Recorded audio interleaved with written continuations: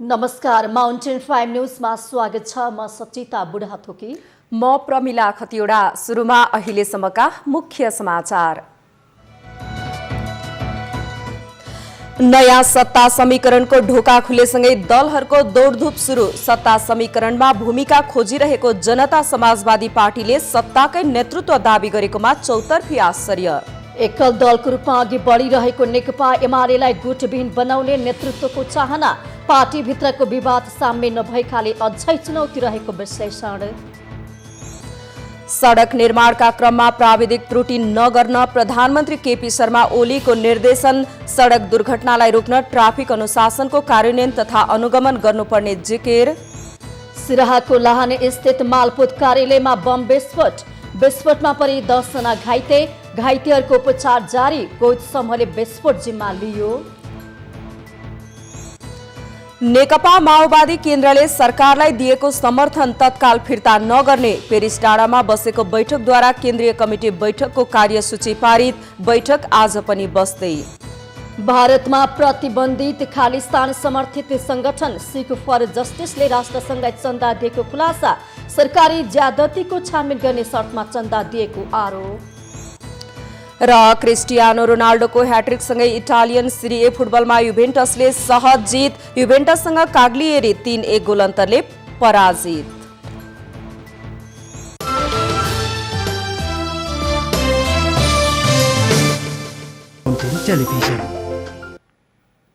अब समाचार विस्तारमा। नेपालमा पछिल्लो समय देखिएको राजनीतिक गतिरोधले नयाँ सत्ता समीकरणको ढोका खोलेको छ। यो सँगै प्रतिनिधि सभामा प्रतिनिधित्व गर्ने 4वटै दलले सरकार निर्माणका विशेष दौडधुप गरेसँगै सो विषयमा चौतर्फी चासो बढेको हो।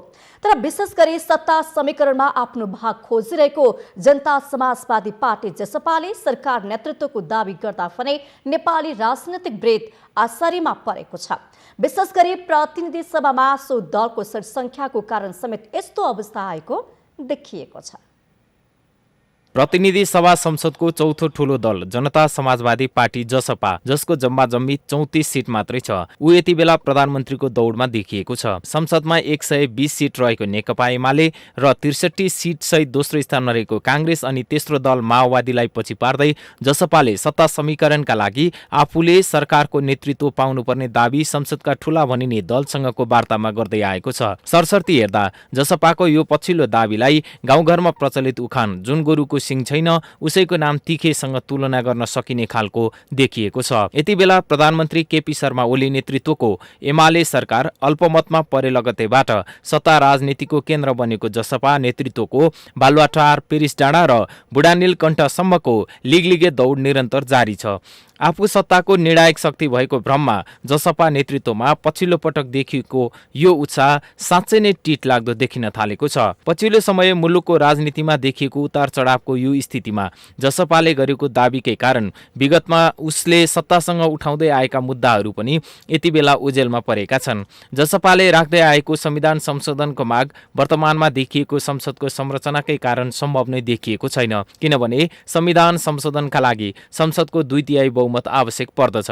अब जोसँग जसपाको समीकरण बने पनि प्रतिपक्षमा ठूलो संख्यामा उपस्थिति जनाउने अर्को दलले समर्थन गर्ने ग्यारेन्टी नै छैन। अर्को रेशम चौधरी प्रकरणमा कानुनी प्रक्रिया नै बाधक बन्ने अवस्था बुझेको जसपाले पछिल्लो समयमा आफ्नो माग दाबीमा सरकारको नेतृत्वलाई जोडिदिएको देखिन्छ। जसपाको पछिल्लो माग भनेकै अस्थिर बनेको अहिलेको राजनीतिलाई झनै अस्थिर बनाउने ध्येयबाट लक्षित रहेको बुझ्न गाह्रो छैन। आफ्नै दलभित्र संसदीय दलको नेता चयन गर्ने विषयमा सहमति कायम गर्न नसकेको जसपाले प्रधानमन्त्री पदका लागि अन्य दलको सहमति खोज्नु आफैमा हास्यास्पद जस्तो देखिएको छ। नेता महन्त ठाकुर नेतृत्वको राष्ट्रिय जनता पार्टी राजपा र उपेन्द्र यादव नेतृत्वको समाजवादी पार्टी बीचको एकताबाट बनेको जनता समाजवादी पार्टीभित्र एकता लगत्तैबाट सुरु भएको नेतृत्वको खिचातानी अहिले पनि कायमै छ। यसैको प्रतिफल जसपाले अहिलेसम्म आफ्नो संसदीय दलको नेतासम्म पनि छान्न नसकिरहेको अवस्थामा उसले गरेको प्रधानमन्त्री पदको दाबी कतिसम्म सार्थक बन्ला त्यो नै शङ्काको घेरामा रहेको छ। 2/3 निकटको सरकारले यति बेला प्राविधिक रूपमा संसदमा आफ्नो बहुमत प्रमाणित गर्नुपर्ने स्थिति आइपरेको छ। सरकारको यही बाध्यता कतिपय पार्टीहरूका लागि सत्तामा जाने सजिलो बाटो बन्ने स्थिति देखिएको छ। नेपाली जनताले विगतमा गठबन्धन सरकारका कारण भोगेका पीडा र मुलुकले भोगेका राजनीतिक व्यथितिकै कारण गत निर्वाचनमा वाम गठबन्धनले संसदमा बहुमत पाएको थियो। तर जनताले विश्वासका साथ दिएको यो बहुमतलाई सो गठबन्धनले अर्को निर्वाचनसम्म लिएर जानै सकेन। सत्तारूढ दल नेकपामा नेतृत्वमा देखिएको हटवादी चरित्र, शक्तिप्रतिको आसक्तिकै कारण सुरु भएको विवाद अन्ततः पार्टी नै विघटन हुने स्थितिसम्म पुग्यो। आवरणमा सत्तारूढ दल नेकपाको नामका विषयमा अदालतको फैसला प्रभावित देखिए पनि यसको अन्तर्भित्र नेपालकै नेतृत्व तहमा देखिएको कचिङ्गलले महत्त्वपूर्ण भूमिका निर्वाह गरेको थियो भन्दा अन्यथा नठहरला, जसको परिणाम यति बेला मुलुकले पुनः अस्थिर राजनीतिलाई बाध्य भएर भोग्नुपर्ने अवस्था आइपरेको छ। सत्ता र शक्तिको दुरुपयोग गर्दै मुलुकको स्रोत र साधनमा ब्रह्मलुट मचाउनकै लागि यति बेला विभिन्न राजनीतिक दलहरू हत्ते हालेर दौडमा संलग्न भएका छन्। अब बन्ने गठबन्धन सरकारले भित्र्याउने राजनैतिक व्यथितिले मुलुकलाई कतिसम्म अस्तव्यस्त बनाउँछ भन्ने तथ्यबाट आम नेपाली अनभिज्ञ पक्कै छैनन्। यस्तोमा राजनीतिक व्यथिति भित्र्याएर मुलुकलाई लठीभद्र बनाउनुको सट्टा ताजा जनादेशका लागि चुनावको घोषणा गरेर जनताको अभिमत प्राप्त दललाई सरकार बनाउने बाटो सहज गरिदिनु मुलुकका लागि श्रेयस्कर हुन्छ।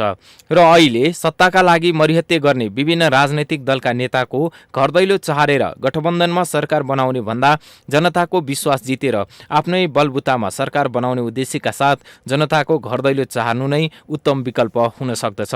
र वर्तमानमा देखिएको राजनैतिक अन्योललाई चिर्न सबै राजनैतिक दलबीच साझा सहमति कायम गरी ताजा जनादेशका लागि निर्वाचन घोषणा र त्यसको तयारीका लागि जुटाइने सहमति नै यति बेला मुलुकका लागि हितकर हुन्छ। माउन्टेन टेलिभिजन राजनीतिक ब्युरो। सर्वोच्च अदालतले नेकपा नामबारे फैसला गरेसँगै नेकपा एमाले र नेकपा माओवादी छुट्टै दलको रूपमा अघि बढ्ने भएका छन्। यसअघि एकीकृत रूपमा रहँदा पार्टीभित्र गुट र उपगुट भएकाले यति बेला यी दुवै पार्टीले यसको अन्त्य गर्न चाहिरहेका छन्। तर नेकपा एमालेमा अझै पनि पक्ष विपक्षको विवाद जारी रहेकाले एमाले गुटविहीन बन्छ कि बन्दैन भन्ने गम्भीर प्रश्न खडा भएको छ। पार्टीलाई एकताबद्ध बनाउन थुप्रै चुनौती सामना गर्नुपर्ने भएकाले समेत यति बेला एमाले कसरी अघि बढ्छ भन्ने स्पष्ट हुन सकेको छैन। एकता गरेको भोलिपल्टैबाट गुट राजनीतिको शिकार बनेको तत्कालीन नेकपाको एकतालाई अदालतले विघटन गरिदिएपछि सत्ताभित्रको गुट चरित्रको अवसान भएको अपेक्षा गरेको थियो। एमाले र माओवादी केन्द्र बीचको एकतालाई अदालतले असामान्य घोषणा गरे लगत्तै दुवै पार्टी पुरानै अवस्थामा पुगेपछि गुट राजनीतिले वाक्क भएका एमाले अध्यक्ष तथा प्रधानमन्त्री केपी शर्मा ओलीले सन्तोषको सास फेरेका थिए सायद। तर नेकपामा रहेको गुटगत चरित्रले एमाले एक्लो भएपछि पनि छडेन। छुटिएर गएको माओवादी केन्द्रले रोपेको विष वृक्षले यति बेला एमालेलाई नै अप्ठ्यारो अवस्थामा पुर्याइदिएको छ। पार्टीभित्रका विगतका विवाद कायम रहेका कारण पार्टी अध्यक्ष तथा प्रधानमन्त्री ओली केही अलोकप्रिय निर्णय लिन बाध्य भएको पछिल्ला पार्टीगत निर्णयले देखाएको छ। गत शुक्रबार प्रधानमन्त्री निवास बालुवाटारमा बसेको एमाले केन्द्रीय कमिटिले आगामी मङ्सिर पहिलो साता पार्टी महाधिवेशन गर्ने भन्दै वर्तमान केन्द्रीय समितिलाई भङ्ग गरी महाधिवेशन तयारी समितिको गठन गरेको छ। यसअघि केन्द्रीय कमिटिमा रहेका अध्यक्ष र महासचिव पदलाई कायम राख्दै अन्य सबै जिम्मेवारीलाई बैठकले खारिज गरिदिएको छ। नेकपाको खारिजीसँगै पार्टी पूर्ववत एमालेमा परिणत भए लगत्तै सबै खाले विवाद समाप्त भएको र अब पार्टी नयाँ सोचबाट अगाडि बढ्ने सोचमा पार्टी अध्यक्ष ओली रहेको देखिन्थ्यो। तर तत्कालीन नेकपामा रहेको शीर्ष नेतृत्व बीचको विवादले एमालेमा पनि निरन्तरता दिन खोजिएको छ। अध्यक्ष ओलीसँग असहमत पक्षको नेतृत्व गरेका एमाले वरिष्ठ नेता माधव कुमार नेपाल लगायत नेताहरूले आफ्नो गुट भेलालाई निरन्तरता दिए लगत्तै एमाले केन्द्रीय कमिटिको बैठकले पार्टीमा रहेका सबै जिम्मेवारी सहित केन्द्रीय कमिटिको विद्यमान संरचना नै खारिज गरिदिएको थियो। शुक्रबार बसेको बैठकले गरेको निर्णय झट्ट हेर्दा नेपाल लगायत विरोधीको मेक मार्ने ध्येयले आएको जस्तो देखिए पनि बैठकले आगामी मङ्सिरमा पार्टी महाधिवेशन गर्ने र त्यसको आयोजक कमिटिका रूपमा मौजुदा केन्द्रीय कमिटिलाई नै जिम्मेवारी दिएकाले यसले अध्यक्ष ओलीको नियतमाथि शङ्का गर्ने ठाउँ छाडेको छैन। केन्द्रीय समितिको उक्त बैठकले गरेका निर्णयलाई लिएर नेपाल पक्षले तीव्र असन्तुष्टि पोखेको छ। यति मात्रै होइन, पार्टीभित्र रहेको गुटगत चरित्रलाई नै मलजल हुने गरी माधव समूहले श्रृङ्खलाबद्ध गुट भेलाको आयोजना गरी एमालेमा मिल्नै नसक्ने विग्रहको बिउ समेत रोपेको सङ्केत दिएको छ।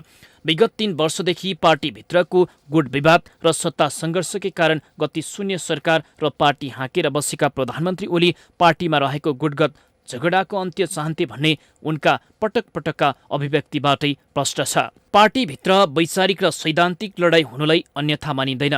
त्यसमाथि कम्युनिस्ट पार्टीहरूले त आन्तरिक वैचारिक बहस र तिनको संश्लेषणका आधारमा आफ्नो भावी कार्यदिशा तय गर्ने गर्दछन्। यस मानेमा हुने वैचारिक बहसलाई पार्टी पङ्क्तिले स्वीकृति पनि दिएको हुन्छ। तर एमालेमा देखिएको विवाद र बहस न त वैचारिक नै न सैद्धान्तिक।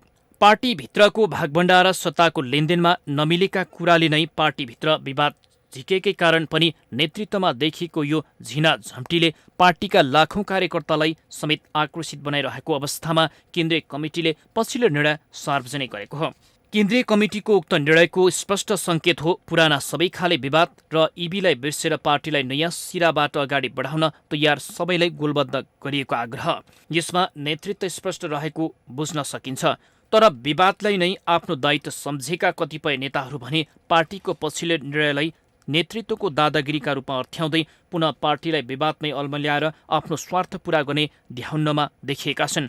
अब हेर्नु छ, विचार र सिद्धान्तविहीन स्वार्थको यो लडाईँमा पार्टी संस्थापन पक्षले विजय प्राप्त गरेर पार्टीलाई सही दिशा दिन्छ या सधैँ स्वार्थलाई नै आफ्नो ध्येय मान्ने समूहले जितेर पार्टीलाई झन सङ्कटतर्फ लैजान्छ।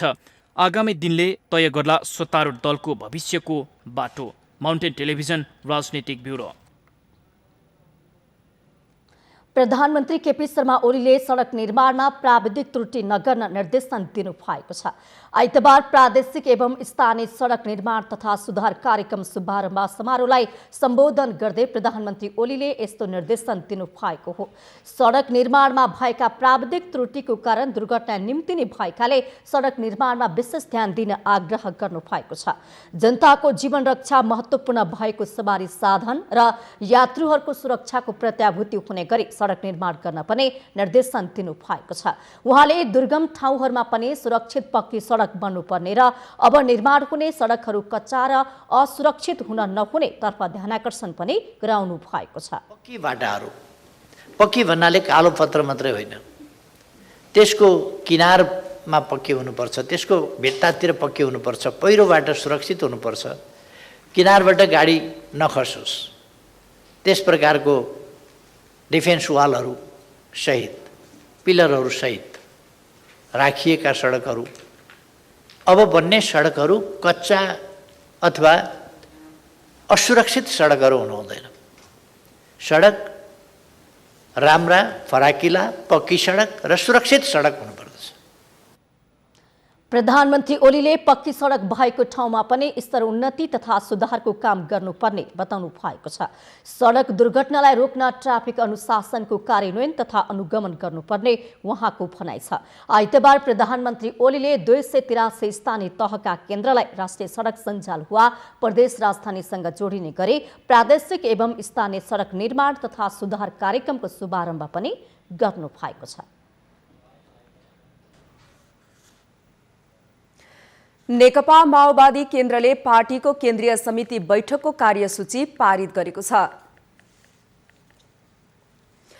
आइतबार पेरिस डाँडामा बसेको केन्द्रीय समिति बैठकले कार्यसूची पारित गरेको हो। कार्यसूचीमा 6 वटा विषय रहेका छन्, जसमध्ये वर्तमान परिस्थितिबारे केन्द्रीय कार्यालयले रिपोर्टिङ गर्ने, संगठनात्मक अवस्थाका बारेमा सबै प्रदेशबाट एक जनाले रिपोर्टिङ गर्ने, केन्द्रीय सदस्यहरूले आगामी आन्दोलन कसरी अगाडि बढाउने भन्ने विषयमा आफ्नो धारणा राख्ने, पार्टीको विधान परिमार्जन गर्ने, राष्ट्रिय भेला आयोजना गर्ने र विविध रहेका छन्।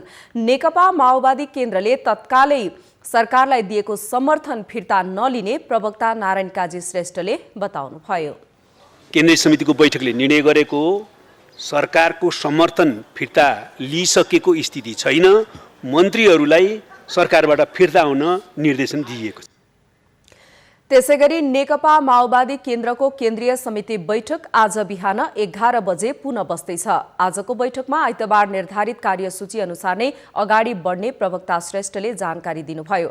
जस अनुसार पहिलो कार्यसूची केन्द्रीय सदस्य आफ्नो धारणा राख्नुहुनेछ। पुनः सुरु हुनेछ र केन्द्रीय कमिटिको बैठकमा आज निर्धारित कार्यसूची अनुसार नै हामीले अगाडि बढाउनेछ। त्यसअनुसार पहिलो कार्यसूची भोलि केन्द्रीय कमिटिका सदस्यहरूले आफ्नो विचार प्रस्तुत गर्नुहुनेछ।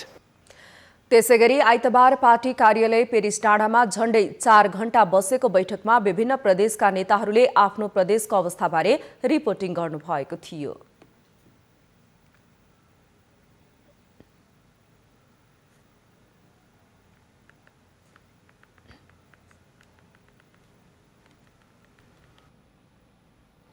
नेकपा क्रान्तिकारी माओवादीका महासचिव मोहन वैद्यले नेपालमा शान्तिको सम्भावना नरहेको बताउनु भएको छ। आइतबार सो दल सम्बद्ध जनवर्गीय संगठन तथा मोर्चाहरूले काठमाडौँमा शान्ति वाटिकामा आयोजना गरेको विरोध सभामा बोल्दै महासचिव वैद्यले नेपालमा क्रान्ति पूरा नभएकाले शान्तिको सम्भावना नरहेको बताउनु भएको छ।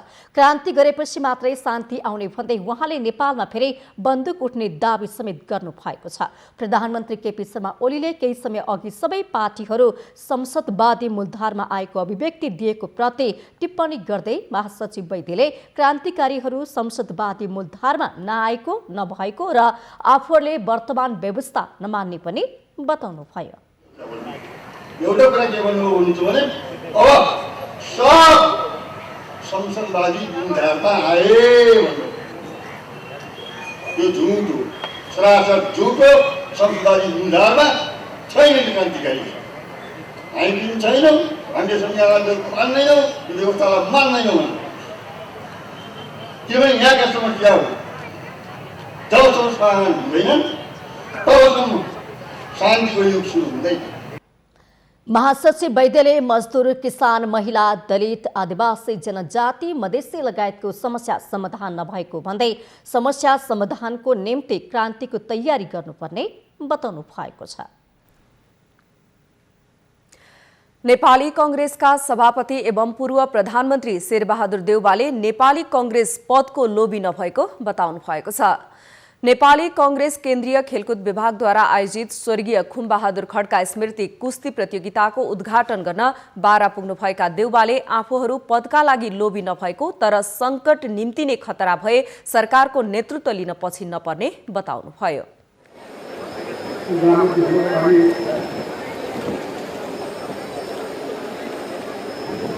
त्यस्तो छैन तर जिम्मेदारी आयो भने तर अहिले हाम्रो मुख्य उद्देश्य भनेको नेपालमा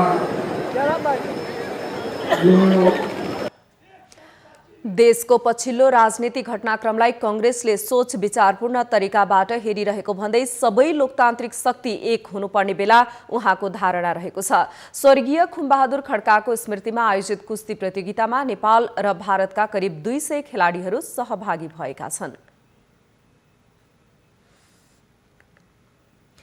माउन्टेन प्राइम न्यूजमा पालो भएको छ विश्रामको।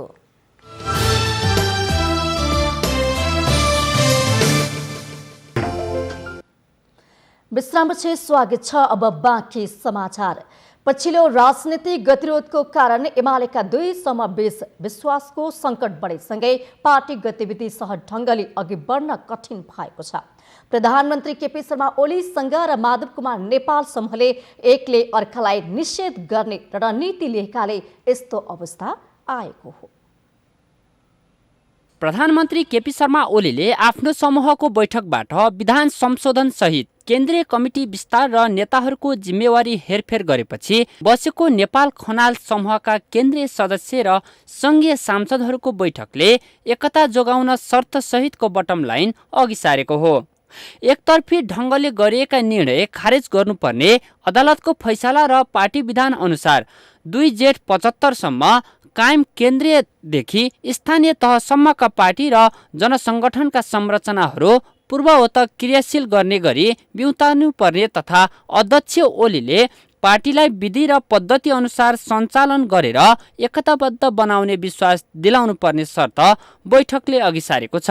ओली पक्षले 2075 साल जेठ 2 गतेको शर्त स्वीकार गरे मात्रै 7 चैतमा बोलाएको केन्द्रीय कमिटी बैठकमा सहभागी हुने नेपाल पक्षको भनाइ छ। अब यदि केपी ओलीले मैले अहिलेसम्म जस्तै संसद प्रतिनिधि सभा भङ्ग गरेको कुरा बेठिक थियो, म यसमा माफी माग्न चाहन्छु।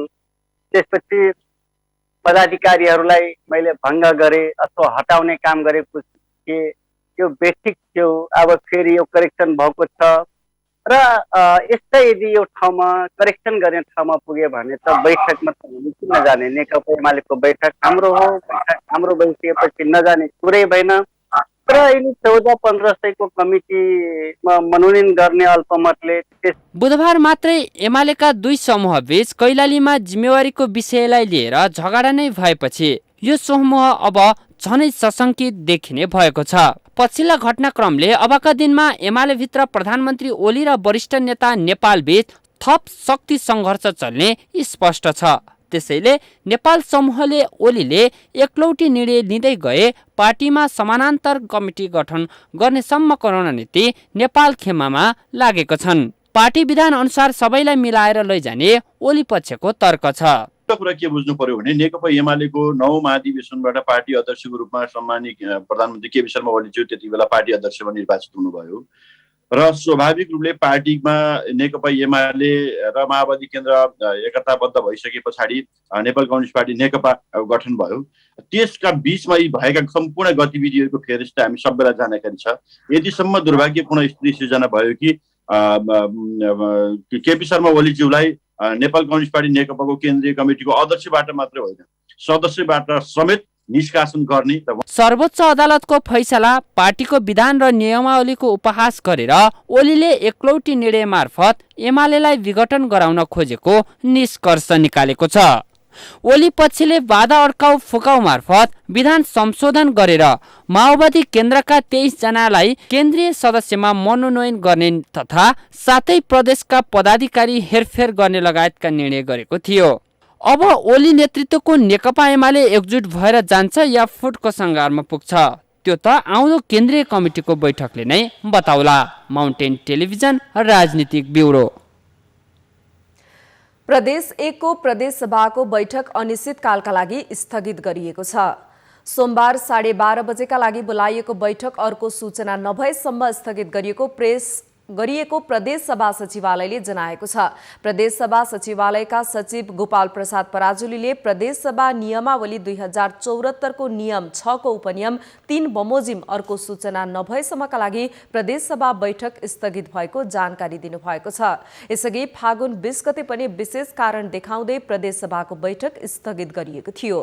नेकपा एमाले र माओवादी केन्द्र बिउत्याउने सर्वोच्च अदालतको फैसलापछि प्रदेश 1 सरकारका मुख्यमन्त्री शेरधन राई विरुद्ध परेको अविश्वासको प्रस्ताव अन्योलमा परेको छ। सोही प्रस्ताव अलपत्र पार्नका लागि बैठक सारिएको विपक्षी समूहले आरोप लगाएका छन्।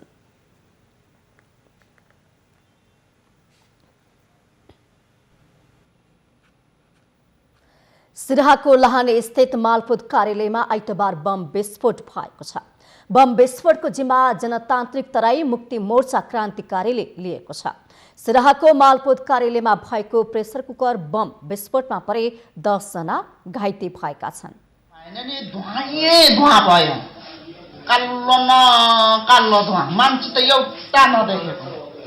हजुर, म नासु पदमा कार्यरत छु अनि हामी रजिस्ट्रेसन फाटमा म बस्छु। रजिस्ट्रेसनमा हामी काम गरिरहेका थियौँ अनि काम गर्दाखेरि एकतालि ठुलो आवाज आयो। ठुलो आवाज आएपछि अनि हामी त के भयो भनेर मलाई चाहिँ के लाग्यो भने इन्भर्टर पड्के जस्तो लागेको थियो, तर होइन रहेछ अनि बम्मै रहेछ। अनि पछि गएर फेरि बिस्तारै बिस्तारै सानो सानो आवाज पनि आयो अलिअलि। आइतबार नै एक विज्ञप्ति निकालेर मोर्चाले भ्रष्टाचार जारी रहे यो भन्दा कडा कारबाही गर्ने चेतावनी समेत दिएको छ। साथै घटनाबाट उत्पन्न सबै दुष्परिणामको जिम्मा नेपाल सरकार र प्रदेश सरकार हुने पनि मोर्चाले बताएको छ। मोर्चाका अध्यक्ष जयकृष्ण गोइदको हस्ताक्षर भएको विज्ञप्तिमा नेपाली औपनिवेशिक शासकबाट उन्मुक्ति नहुन्जेल लडिरहने प्रतिबद्धता जनाइएको छ। घाइतेलाई प्रहरीले बताएको छ। निगरानी हो र पुलिस यहाँका देश विशाख तबन्दाले राम्रोसँग ड्युटी गरेर सबै चोकहरूमा ठाउँ ठाउँमा ड्युटी छ। अपराधी पनि छिटै अनुसन्धानबाट पत्ता लाग्छ। 8 जना, एकजना सिरियस दिनेश कुमार भण्डारी, अन्दाजी वर्ष 30 को, धनगढी 4 को। उहाँलाई त नेपाली सेनाको हेलिकप्टरबाट हामीले काठमाडौँ पठाइसकेका छौँ। मालपोत कार्यालयका नासो शिवकुमार यादव, बद्रीनारायण यादव, बेसनी मगर, बलबहादुर मगर, लालबाबु विक्क, लक्ष्मी राणा, फुलकुमारी ठाकुर, रामकुमार सारडा, उमा प्रसाद मुरारका र दिनेश भण्डारी घाइते हुनुभएको छ।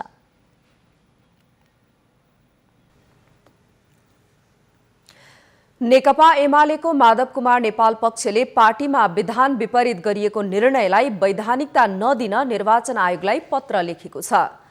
आइतबार वरिष्ठ नेता झलनाथ खनाल र माधव कुमार नेपाल सहित 11 जना स्थायी कमिटी सदस्यले आयोगलाई पत्र लेख्दै विधान विपरीत र अवैधानिक तरिकाले भएका निर्णयलाई मान्यता नदिन माग गर्नुभएको हो। शुक्रबार प्रधानमन्त्री एवं नेकपा एमालेका अध्यक्ष केपी शर्मा ओली पक्षले एकल रूपमा केन्द्रीय कमिटी बैठक राखेर नेपाल पक्षका नेताहरूको जिम्मेवारी खोज्ने निर्णय गरेको थियो। पार्टी एकता भङ्ग भएपछि माओवादी केन्द्रमा नफर्केका गृहमन्त्री रामबहादुर थापा सहितका 23 जनालाई केन्द्रीय कमिटीमा ओली समूहले नियुक्त गरेको थियो। आयोगलाई लेखिएको पत्रमा केन्द्रीय कमिटीमा कुनै पनि रिक्त स्थान नरहेको समेत उल्लेख गरिएको छ।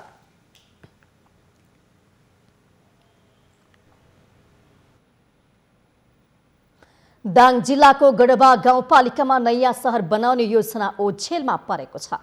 कार्यक्रम लागू भएको 2 वर्ष बितिसक्दा पनि नयाँ सहरको अनुभूति हुने गरी आयोजना अन्तर्गत उल्लेखनीय काम भने हुन सकेको छैन।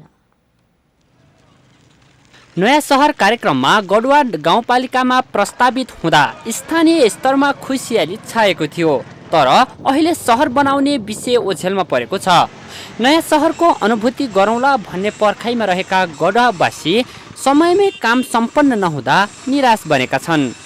जुन गतिमा काम हुनुपर्ने हो त्यो गतिमा काम हुन सकिरहेका छैनन्। त्यसका लागि गाउँपालिकाले पनि सम्बन्धित निकायमा पहल गरिरहेको स्थिति छ। अहिले पहिलाभन्दा त धेरै डिफ्रेन्ट भएको छ होइन, पहिलाभन्दा एकदम धेरै डिफ्रेन्ट भएको छ। त्यसपछि अब भन्नाले काम पनि भइरहेछ होइन, यो कोभिड-19ले गर्दा पनि अलिकता प्रब्लम पारिरहेछ होइन। भन्नाले अलिकता एक्टिभ पाराले भन्नाले एक्टिभ तरिकाले अलिकता छिटो गरे अलिक राम्रो हुन्थ्यो जस्तो लाग्छ मलाई।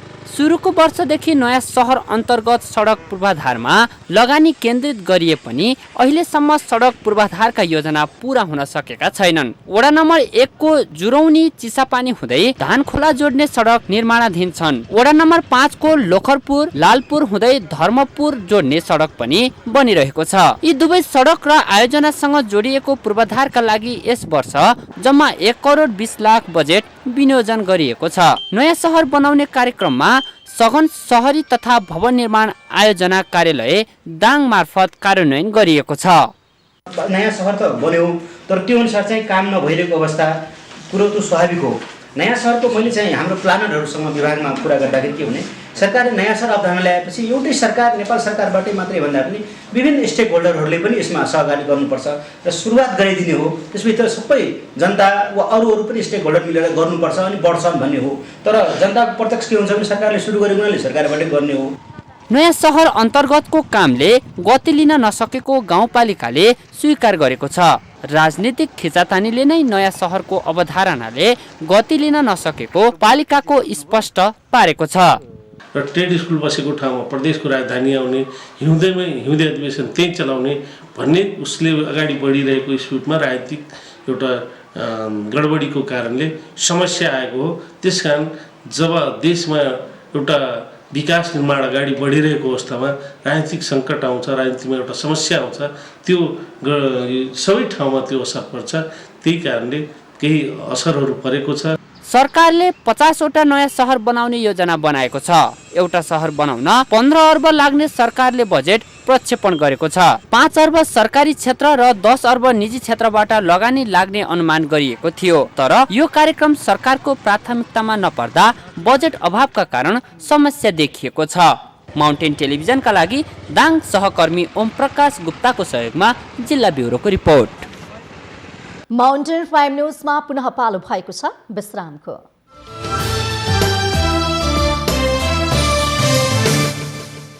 टेलिभिजन। विश्रामपछि स्वागत छ। अब बाँकी समाचार। संस्कृति पर्यटन तथा नागरिक उड्डयन मन्त्री भानुभक्त ढकालले धार्मिक एवं पवित्र कार्यमा राजनीति नगर्न सुझाव दिनुभएको छ। हनुमान ढोका दरबार संग्रहालय विकास समितिको 10औं वार्षिकोत्सवको अवसरमा आइतबार दरबार परिसरमा आयोजित कार्यक्रमलाई सम्बोधन गर्दै मन्त्री ढकालले राजनीतिक रूपमा गर्नुपर्ने आलोचना टिप्पणी विरोध राजनीतिक ढंगले नै गर्न र अनावश्यक रूपमा धार्मिक एवं पवित्र कार्यमा राजनीति नगर्न सुझाव दिनुभएको हो। पशुपतिमा सरकारले राखेको जलहरी र संग्रहालयले गरेको गहना प्रदर्शनीको विरोध गर्नेहरूप्रति लक्षित गर्दै उहाँले धार्मिक एवं पवित्र कार्यलाई सकारात्मक ढंगले सोच्न आग्रह गर्नुभयो। उहाँले पशुपतिमा जलहरी राख्ने काम तीव्र ढंगले सम्पन्न भएको र सो कार्यमा सरकार सफल भएको दावी गर्नुभयो। उहाँले जलहरी राखिसकेपछि सर्वोच्च अदालतबाट फैसला आएकोमा पनि खुशी व्यक्त गर्नुभयो।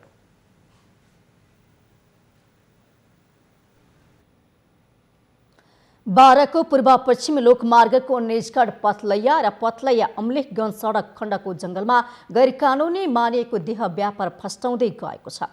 देह व्यापारमा संलग्नहरू आर्थिक समस्याको कारण यो पेसामा लाग्ने गरेको पाइएको हो।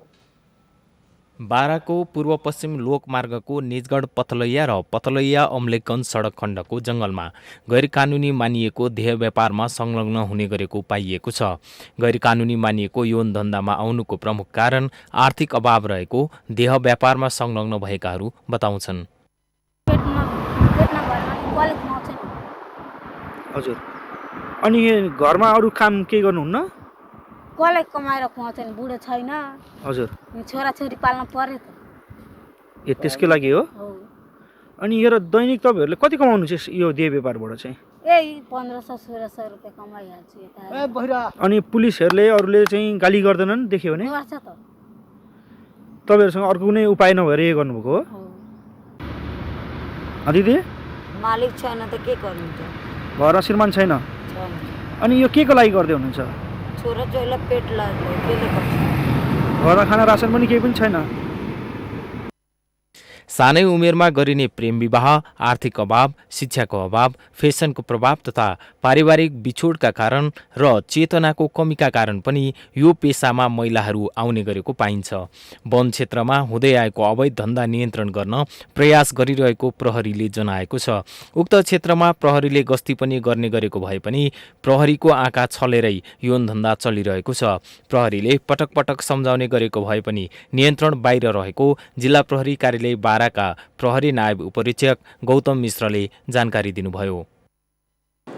अब हामीले पनि त्यो एरियामा विशेष गरी चाहिँ देह व्यवहार गर्ने महिलाहरू, जङ्गलको छेउछाउतिर बस्ने र सवारी साधनमा आएका ड्राइभरहरू, खलासीहरू र अन्य कोही त्यस्तै गतिविधि गर्न खोज्ने मान्छेहरूको पहुँचको लागि त्यहाँ बसिरहेका छन् भन्ने सूचनाको आधारमा पटक पटक प्रहरीको चितोली पठाएर तिनीहरूलाई त्यहाँबाट लखट्ने, तिनीहरूलाई त्यहाँबाट भगाउने गरेकै हो। र त्यहाँका स्थानीय मान्छेहरूले पनि, सामुदायिक वनका मान्छेहरूले पनि त्यस्तो किसिमको देख्यो भने लट्ठी लिएर लखटेको तपाईँ हामीले देखेकै छौँ। पहिलाभन्दा धेरै कम भइसकेको छ, तैपनि टोटली निर्मूल नभएको हुनसक्छ। हामीले प्रहरीले आफ्नो स्रोत र साधनले भ्याएसम्म, हाम्रो जनशक्तिले भ्याएसम्म हामीले जङ्गललाई समेत नियन्त्रण गर्ने गरी चाहिँ परिचालन चाहिँ गरेका छौँ। यस क्षेत्रमा लागेका यौन कर्मीहरू रहर नभई बाध्य रूपमा यो पेसालाई अँगालिरहेको पाइन्छ। यसरी यौन कर्ममा आउन बाध्य भएका महिलाहरूलाई उनीहरूको पेसा परिवर्तनको लागि प्रभावकारी रूपमा सचेतना तथा रोजगारका कार्यक्रमहरू अभियानकै रूपमा सञ्चालन गर्न पहल गर्नुपर्ने आवश्यक देखिन्छ। माउन्टेन टेलिभिजनका लागि बारा सहकर्मी श्याम गुप्ताको सहयोगमा जिल्ला ब्युरोको रिपोर्ट।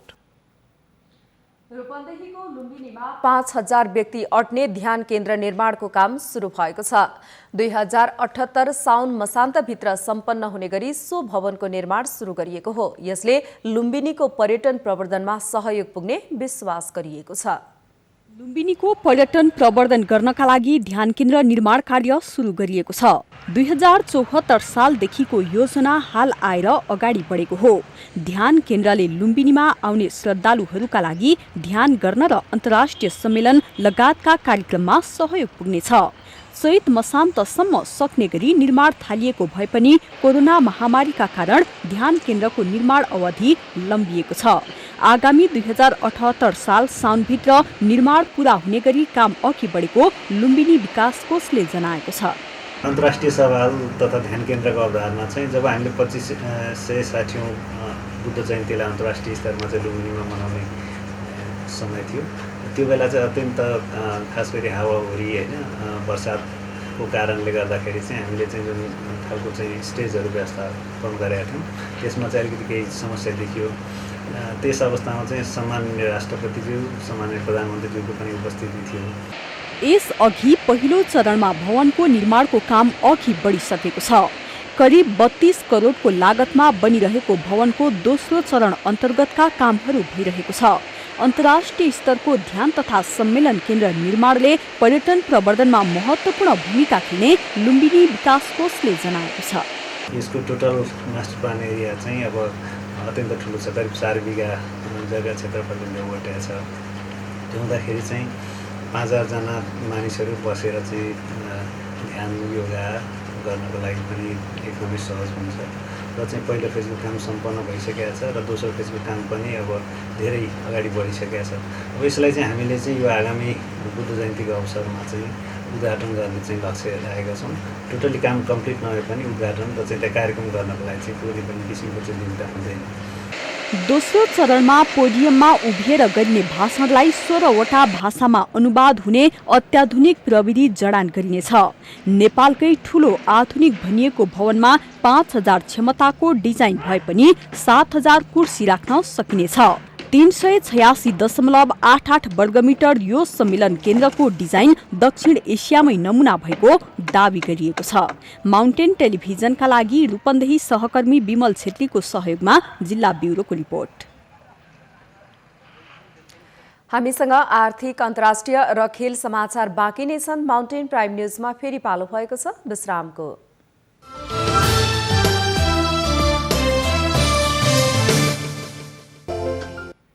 विश्रामपछि पुनः स्वागत छ। अब पालो आर्थिक समाचारको। मुलुकमा रोजगारीको लागि राम्रो वातावरण नभएको भन्दै दैनिक रूपमा युवा जनशक्ति विदेश जाने क्रम बढ्दो छ। तर बागलुङका एक युवा भने जापानमा 8 वर्ष सिकेको सिपलाई स्वदेशमै प्रयोग गरेर उदाहरणीय कामको थालनी गरेका छन्। बागलुङका 30 वर्षीय युवा प्रदीप केसी भैँसी पालन व्यवसायमा रमाउन थाल्नु भएको छ। यस अघि जापानमा 8 वर्ष बिताएर स्वदेश फर्कनु भएका उहाँ कृषि कर्ममा आफ्नो भविष्य निर्माण गरिरहनु भएको छ। 2074 सालमा गलकोट नगरपालिका वडा नम्बर 9 मुसरबारीमा गलकोट पशु विकास फार्म दर्ता गरेर 2वटा भैँसी पालन व्यवसाय सुरुवात गर्नुभएका उहाँसँग यति बेला 15वटा विकासे भैँसी छन्। अहिले उहाँले दैनिक 80 लिटर दूध बजारमा बिक्री वितरण गरेर राम्रो आम्दानी गर्न सफल हुनु भएको छ। किसानहरूका आवश्यकता एकातिर छन् र उहाँहरूले आफ्नो कार्ययोजना आफ्नो ढङ्गले ल्याउने र किसानहरूसँग अन्तर्क्रिया नगर्ने आवश्यकताहरू एकातिर हुने, उहाँहरूका कार्ययोजना उहाँहरूले पनि आफ्नो तर्फबाट गरिरहेकै छन् भन्ने र किसानहरूसँग चाहिँ त्यो टच नहुने खालका ती योजनाहरूले खासै असर नगर्ने हो कि भन्ने मलाई लाग्छ। 70 देखि 80 लिटरको बिचमा दुध म आफ्नै डेरीबाट हटिया बजारमा मेरो आफ्नै डेरी पनि छ, त्यहाँबाट दैनिक रूपमा म आफ्नै पसलबाट बिक्री गरिरहेको छु। भैँसी पालन कार्यमा दाना लगायतको खान्की महँगो भएकाले यसको व्यवस्थापनमा भने चुनौती रहेको केसीको भनाइ छ। हाल 50 लाख लगानी गरिसकेको सो व्यवसाय गाउँमा उदाहरणीय बनेको छ। यसरी उद्यममा लागेका युवा व्यवसायीलाई सहुलियत दरमा सहकारी मार्फत ऋण समेत प्रवाह भइरहेको छ। कृषिमा लाग्ने युवाहरूलाई हामीले सस्तो ब्याज दरमा पैसा दिने, युवाहरूलाई युवा स्वरोजगार सिर्जना गर्ने, युवा उद्यमीहरू तयार पार्ने हालका कामहरू गरिरहेका छौँ। पहिले एकदमै कठिन थियो, हिँडेर आउँदा 2-3 दिन लाग्ने अनि काम गर्दाखेरि नि धेरै कस्ट लाग्ने थियो भने अहिले बाटो आइसकेपछि यो मध्यपहाडी लोकमार्ग बनिसकेपछि यता यो रिमोट एरियामा विकट क्षेत्रतिर पनि हामीले सेवा प्रभावकारी ढङ्गले विस्तार गर्न सकेका छौँ। अहिले बागलुङका 10वटै स्थानीय तहमा युवाहरूलाई कृषि कर्ममा आकर्षित गर्ने काम, यो कोभिडको प्रभावलाई पनि न्यूनीकरण गर्ने काम, विदेशबाट फर्केका युवाहरूलाई स्वरोजगार सिर्जना गर्ने काममा अहिले सहकारी संस्थाहरू केन्द्रित भइरहेको अवस्था छ। मुलुकबाट युवा श्रम शक्ति विदेशिँदै गएको समयमा युवाको तहबाट भएको यो पहलले सकारात्मक सन्देश प्रवाह गरिरहेको छ। सरकारले कृषिमा लागेकालाई आर्थिक अनुदान र सहयोग गरिरहेको खबर बाहिर आइरहेको भए पनि वास्तविक कृषि कर्ममा लागेका कृषक कहाँ भने त्यो सहयोग कम मात्रामा पुग्ने गरेको देखिन्छ। सरकारले बाँड्ने अनुदानको रकम प्रभावकारी रूपमा कृषिमा आबद्ध किसानलाई दिने हो भने युवा जनशक्तिलाई व्यावसायिक कृषितर्फ डोर्याउन प्रेरित गर्न सकिने देखिन्छ। माउन्टेन टेलिभिजनका लागि बागलुङ सहकर्मी सुभाष आचार्यको सहयोगमा जिल्ला ब्युरोको रिपोर्ट। अब पालो अन्तर्राष्ट्रिय समाचारको।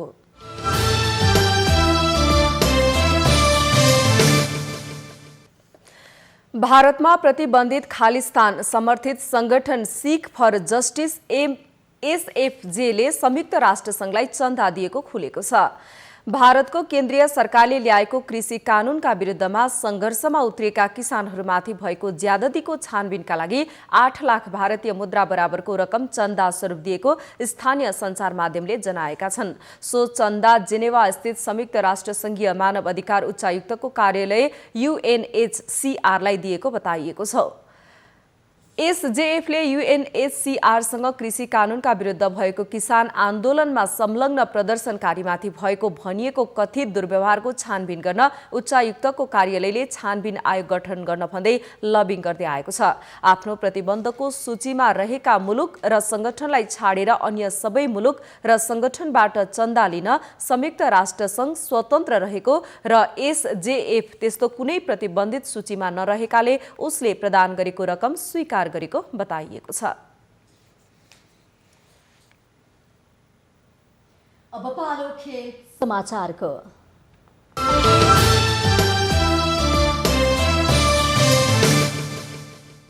इटालियन सेरी ए फुटबलमा युभेन्टसले सहज जित निकालेको छ। आइतबार राति अबे मैदानमा सम्पन्न खेलमा युभेन्टसले काग्लिएरीलाई 3-1 ले पराजित गरेको हो। युभेन्टसको जितमा 3 गोल नै क्रिस्टियानो रोनाल्डोले गरेका हुन्। उनले 10, 25 र 32 मिनेटमा गोल गरे भने काग्लिएरीका लागि 61 मिनेटमा सिमेओनले 1 गोल फर्काएका छन्। जितपछि तेस्रो स्थानको युभेन्टसको 26 खेलबाट 55 अङ्क भएको छ। दोस्रो स्थानको एसी मिलान आइतबार राति भएको खेलमा नापोलीसँग पराजित भएको छ। पराजित भएको मिलानको 27 खेलबाट 56 अङ्क छ। 26 खेलबाट 50 अङ्क सहित नापोलीले 5औं स्थानमा पुगेको छ। लिग अन्तर्गत आइतबार राति भएका अरू खेलमा शीर्ष स्थानको इन्टर मिलानले तोरिनोलाई 2-1, बोलोग्नाले साम्पडोरिया र पार्माले रोमालाई 2-0 ले पराजित गरेका छन्। Mountain television. यो सँगै हामी माउन्टेन प्राइम न्यूजको अन्त्यमा आइपुगेका छौं। जाँदा जाँदै मुख्य समाचार पुनः एकपटक। नयाँ सत्ता समीकरणको ढोका खुलेसँगै दलहरूको दौडधुप सुरु। सत्ता समीकरणमा भूमिका खोजिरहेको जनता समाजवादी पार्टीले सत्ताकै नेतृत्व दावी गरेकोमा चौतर्फी आश्चर्य। एकल दलको रूपमा अघि बढिरहेको नेकपा एमालेलाई गुटविहीन बनाउने नेतृत्वको चाहना। पार्टीभित्रको विवाद साम्य नभएकाले अझै चुनौती रहेको विश्लेषण। सडक निर्माणका क्रममा प्राविधिक त्रुटि नगर्न प्रधानमन्त्री केपी शर्मा ओलीको निर्देशन। सडक दुर्घटनालाई रोक्न ट्राफिक अनुशासनको कार्यान्वयन तथा अनुगमन गर्नुपर्ने जिकिर। सिराहाको लाहानी स्थित मालपोत कार्यालयमा बम विस्फोट। विस्फोटमा परि 10 जना घाइते। घाइतेहरूको उपचार जारी। गोइट समूहले विस्फोट जिम्मा लियो। नेकपा माओवादी केन्द्रले सरकारलाई दिएको समर्थन तत्काल फिर्ता नगर्ने। पेरिस डाँडामा बसेको बैठकद्वारा केन्द्रीय कमिटी बैठकको कार्यसूची पारित। बैठक आज पनि बस्दै। भारतमा प्रतिबन्धित खालिस्तान समर्थित संगठन सिख फर जस्टिसले राष्ट्रसङ्घ चन्दा दिएको खुलासा।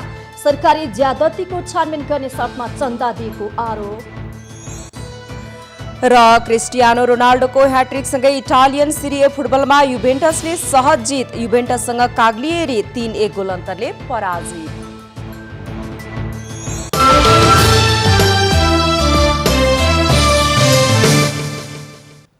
माउन्टेन प्राइम न्यूज शैलीलाई सकियो। सत्य, तथ्य र निष्पक्ष समाचारको लागि हेर्दै रहनुहोला माउन्टेन टेलिभिजन।